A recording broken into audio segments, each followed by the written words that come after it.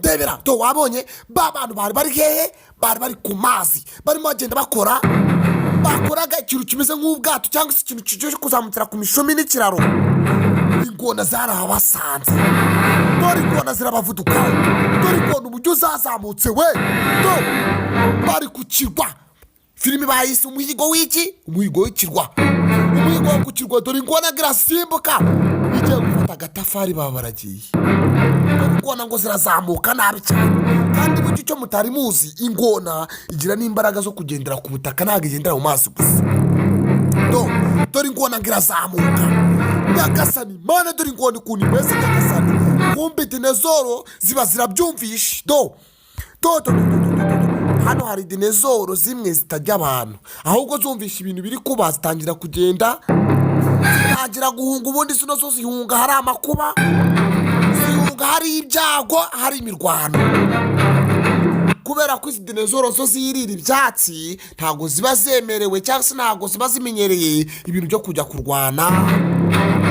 Iyo zumvisha ibintu biri kurwana zitazihungira, zikava muri ako gace zirihungira. Dore ngizo uko ziri kugenda n'amabondo yazo, ariko ibintu byakaze. Ingona n'umwana w'umuntu urwambikanye. Nyagasani mana, namwe ni mu ndebere we. Kumba abantu bacu ntabwo ari ingona gusa. Bakimara kugera mu ishyamba hagati, dore cyitwa igitagangu. Dore igitagangu rwo muhagare tuhagesha, muhagare tukureho imitwe yacu. Bahita bakata bariruka Nyagasani. Dore urutagangu rwo rwakuriye ku kirwa. Ibino bintu bibaho mu mateka, ubundi birabirwa kubera abantu baba batabamo, cyangwa se hatagira ikintu kibihigayo, ikintu kiragera kigakura kigahora. Dore Nyagasani, reba igitagangu rwo kihari we. Dore ngo kiravuduka n'umwana w'umuntu we. Duceho byakaze. Igitagangu rw'amaso yacyo. Dore igitagangu cya kindi twirirwa dukubita inkweto.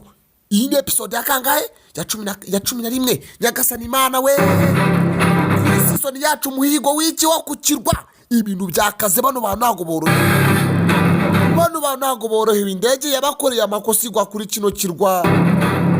None dore ibitagangu rwaye, ingona, dinezoro byose biri guhiga amaraso ya bano bantu.